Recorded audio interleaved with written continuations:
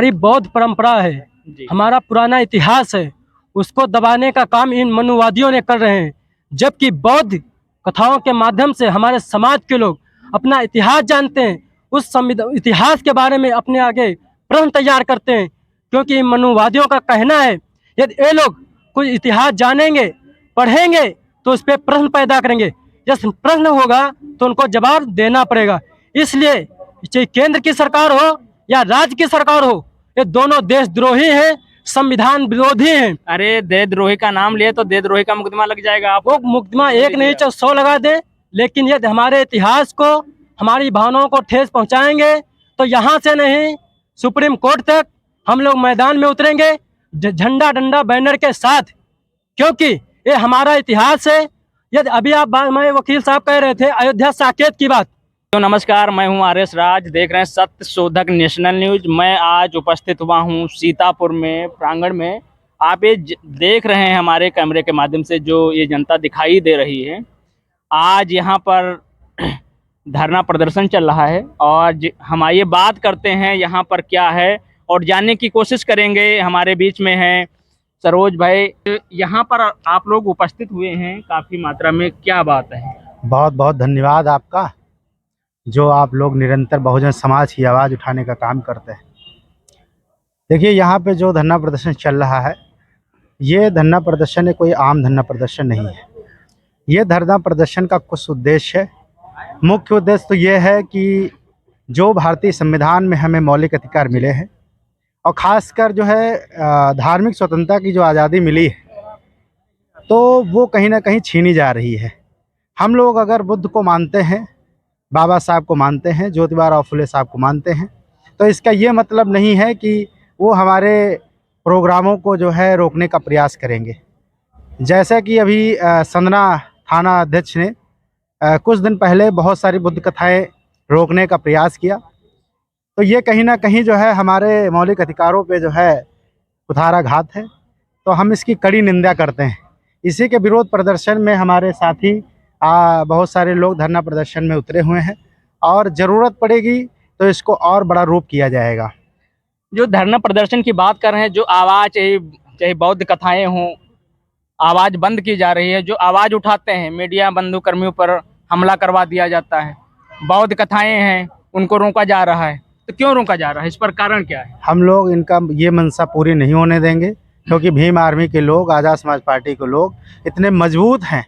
वो झंडा और डंडा के साथ दोनों मजबूत हैं और हम लोग किसी कीमत पे ये बर्दाश्त नहीं करेंगे। अपने बहुजन महापुरुषों का, बाबा साहब हों, ज्योतिबा फुले साहब हों, ललन सिंह यादव हों और सीता पासी हों और बाबा साहब अम्बेडकर, मानवर काशीराम साहब हो, कोई भी हमारा बहुजन महापुरुष का होगा कोई भी, तो उसके साथ में जो है ये जो दोहरी राजनीति इस समय कर रहे हैं लोग, वो बर्दाश्त नहीं किया जाएगा।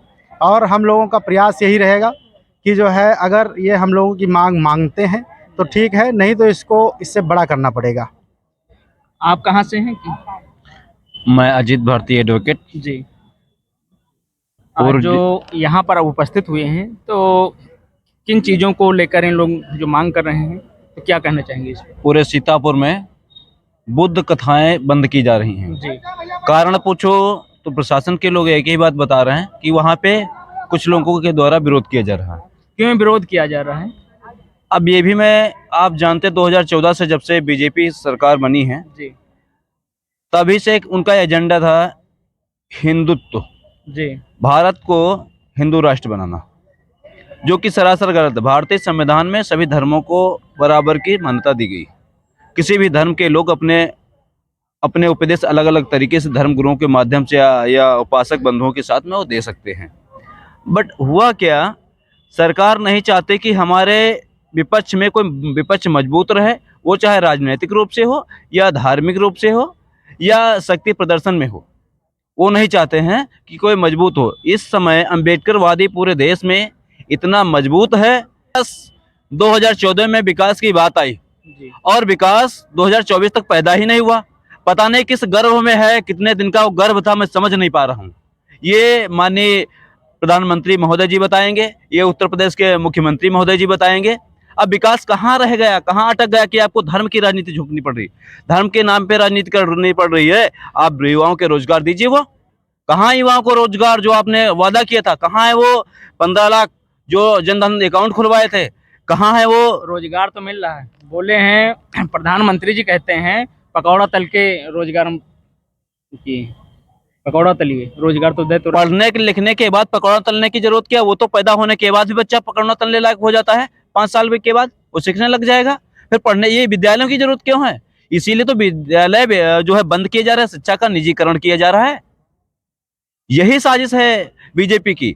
यदि युवा पढ़ेगा लिखेगा शिक्षित बनेगा तो उनसे सवाल पूछेगा, सवाल पूछने लायक ही ना रखो, इसलिए विद्यालयों को बंद किया जा रहा है। आप देख रहे हैं शिक्षा पे कितने % टैक्स लगा है, क्या इससे पूर्व में कभी हुआ तो आप बताएं। तो ये साजिश है बीजेपी की, वो नहीं चाहती। जो यहाँ पर जैसे भीड़ इकट्ठा हुई है तो क्यों ये बौद्ध कथाएं जो रोकी जा रही हैं, तो क्यों रोकी जा रही हैं? बौद्ध कथाएं इसलिए रोकी जा रही हैं, बुद्ध कथा नहीं, बुद्ध की एक वास्तविक घटना है जो इतिहास है। आपको भी पता है, बुद्ध की बात आई, मैं बता दूं, बुद्ध कथाओं में बताया जाता है और वो सच है।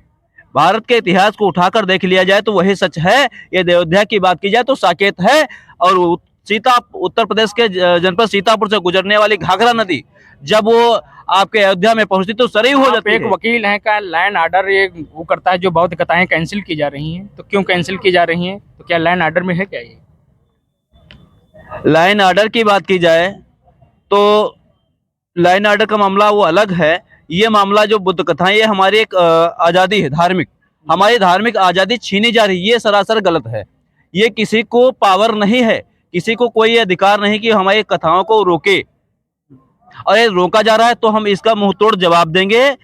ईंट का जवाब पत्थर से। यहाँ नहीं शांत होने वाले।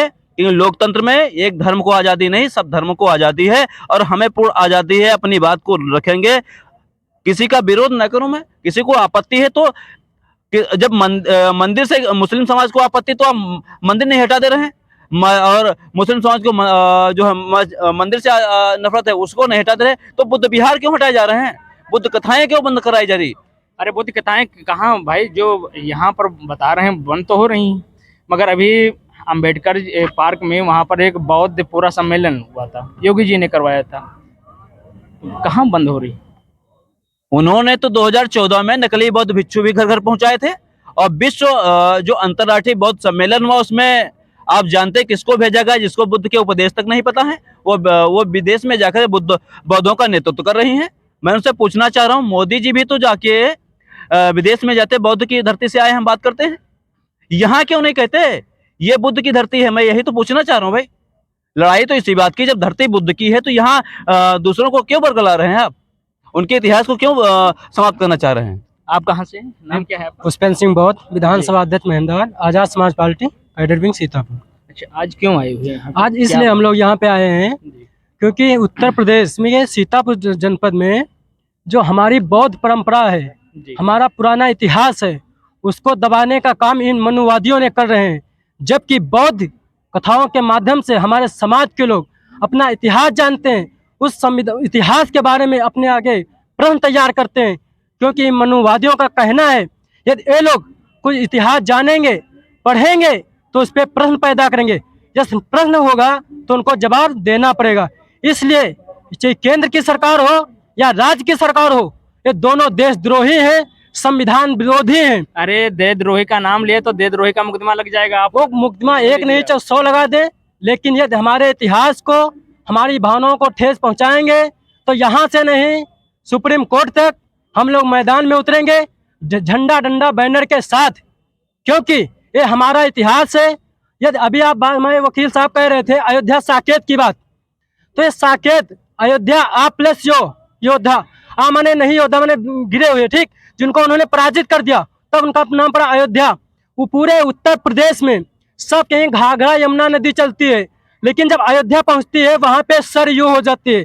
इसका मतलब है सरयू, क्योंकि उस समय जब 184 BC में मौर्य वंश के 10वें राजा सम्राट बहदर का कत्ल हुआ था, उस समय पुष्यमित्र संघ ने एक डूड़ा पिटवाया था कि जो बौद्ध भिक्षुओं का सर काट कर लाएगा उसको 100 स्वर्ण मुद्राएं इनाम में दी जाएंगी। उसमें जो हमारे साकेत में 3000 बौद्ध भिक्षु रहते थे, उनका सर काट करके उस नदी में डाला गया, तभी से उसका नाम पड़ा है सरयू। बाकी मैं आपके चैनल के माध्यम से यही बताना चाहते हैं, ये देश की सरकार या केंद्र की सरकार ये हमारे बौद्ध धर्म के विचारधाराओं को ठेस न पहुंचाए, ताकि इसके लिए हम लोग बहुत जोर से मजबूत हैं और हम लोगों को कभी पीछे नहीं छोड़ सकते हैं, क्योंकि बौद्ध कथाएं हमारे देश की हमारी विरासत है। क्योंकि बुद्ध जी जब विदेश में जाते हैं तो वहां से दूसरे देशों के राष्ट्रीय अध्यक्ष को और बुद्ध अशोक की प्रतिमा देकर सम्मानित करते हैं कि मैं बुद्ध की धरती से। इसी के साथ जय भीम, जय भारत, जय संविधान। भीम आर्मी जिंदाबाद, भीम आर्मी जिंदाबाद, आजाद समाज पार्टी जिंदाबाद, आजाद समाज पार्टी जिंदाबाद।